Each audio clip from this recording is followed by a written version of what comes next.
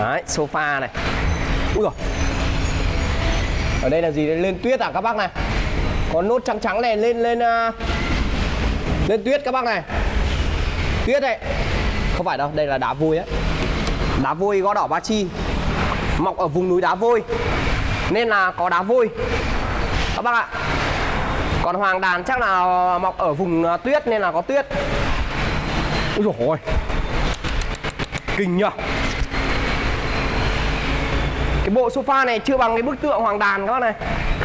Bộ sofa này chưa bằng bức tượng hoàng đàn. Nhưng mà bộ này dùng 100 năm sau vẫn còn. 100 năm sau các bác nhá. 100 năm sau vẫn còn, nguyên khối đấy. Nguyên khối đấy.